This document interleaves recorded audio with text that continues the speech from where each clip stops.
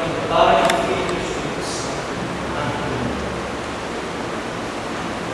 Jesus, no Evangelho de hoje, veio falar acerca da justiça. Não exatamente a justiça no sentido de justiça social, equidade, tratamento igualitário para todos e outras definições desse gênero.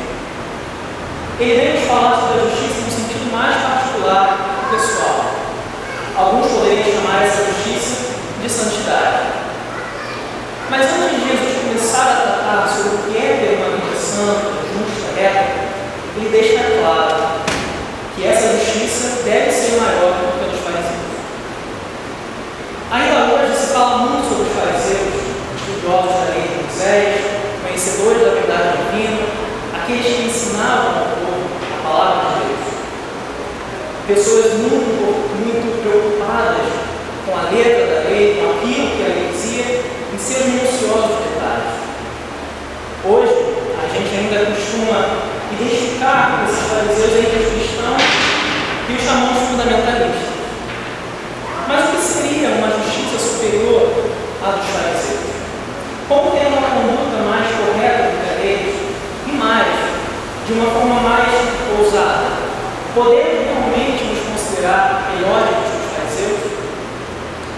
Jesus explica aos seus ouvintes e a nós hoje que a justiça não está apenas naquilo que é feito, nas ações concretas, mas é algo mais profundo e por isso muitas vezes é difícil de ser encontrado ou entendido.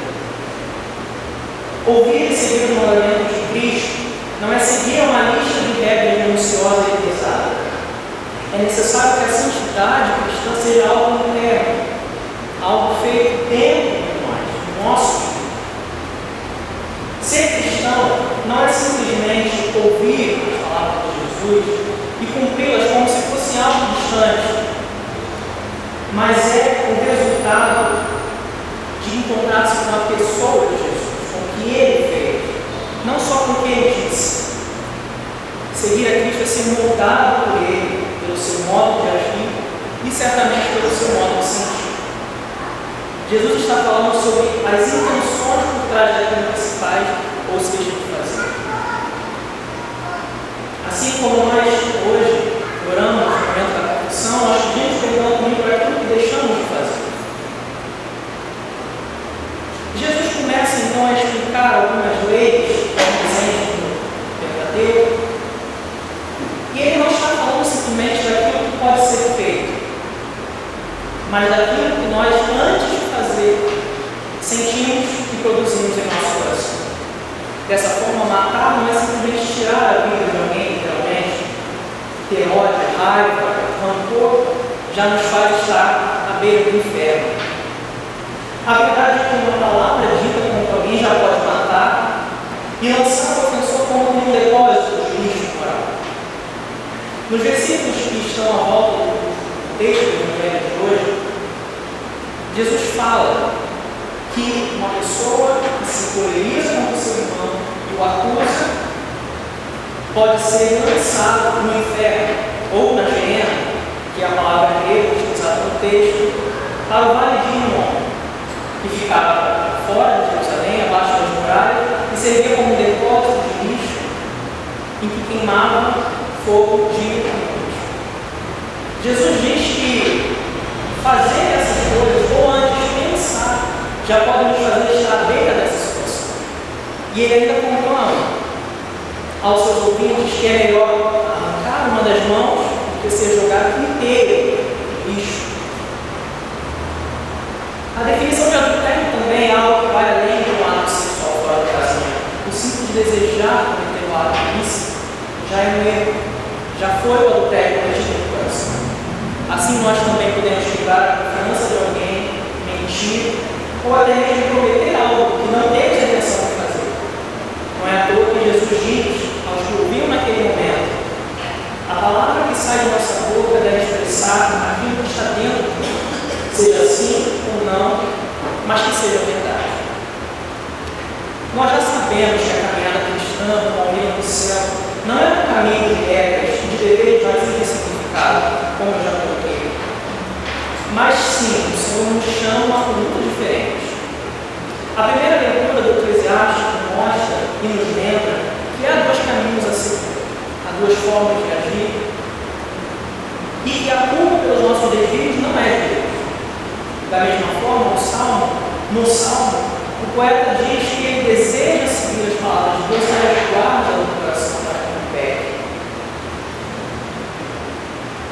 Quando nós temos um encontro com Jesus, aprendendo sobre sua vida, vemos como ele agiu quando esteve na terra, conhecendo o que ele ensinou, nós compreendemos qual é essa vontade de Deus para os seus filhos, o que é esta palavra que ele deixou para nós.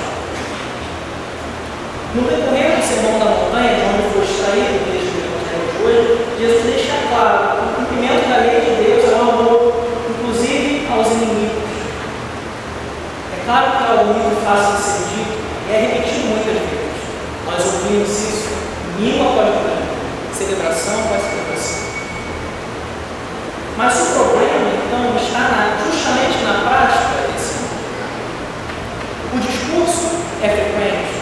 Nós dizemos repetidamente sobre isso, que a lei de Deus é amor, e nós não devemos estar presos a muitas regras, a muitos sim e não, faça e não faça.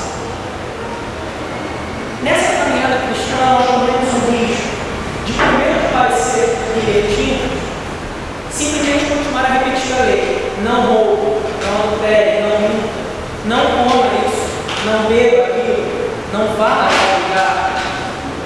Ou podemos ir ao outro extremo de apregoar a liberdade a qualquer custo, sem se conscientizar do nosso papel no mundo. Naturalmente, o Evangelho então nos leva a uma reflexão muito importante. Em primeiro lugar, nós precisamos de uma disposição interior, alinhada com a justiça de Deus, com a santidade de Deus, que é o amor de Deus. Assim não será necessário recorrermos ao meio de uma punição para evitar cometer um ato de pecado. Compreenderemos que nossas ações trazem consequências aos que nos cercam. E assim, a prática do Evangelho se torna algo ao mesmo tempo interior e algo de compartilhamento com aqueles que nos cercam. Não teremos medo de adulterar, seja algo literal ou figurado, por medo de um castigo, ou de ser lançado no inferno literal, mas porque isso pode ferir um relacionamento e pode nos lançar numa situação degradante.